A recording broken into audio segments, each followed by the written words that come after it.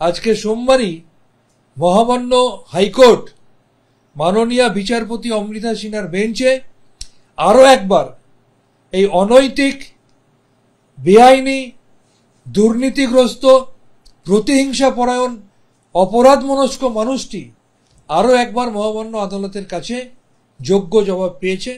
এবং আপনারা ইতিমধ্যেই হয়তো জেনেছেন যে ওয়েস্ট বেঙ্গল মেডিকেল কাউন্সিলের সেই অনৈতিক রায়কে টোটালি বাতিল করে দিয়েছেন, টোটালি সেট অ্যাসাইড করে দিয়েছেন।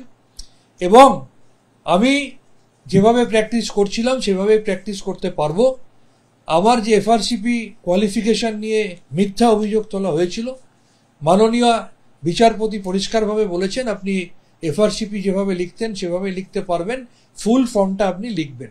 সুতরাং ঠিক যেভাবে অন্যায়ভাবে, আনকনস্টিটিউশনালি, নিয়ম বহির্ভূতভাবে আমার আইএমএ ইলেকশনকে অবৈধ ঘোষণা করেছিল এবং মহামান্য আদালতের কাছে একটি জোর তামাচা খেয়েছে, আজকে আবার অনৈতিকভাবে ঘোষিত সিদ্ধান্ত মহামান্য আদালত রদ করে দেওয়ার মধ্যে দিয়ে আবার একটা যোগ্য জবাব তিনি পেলেন।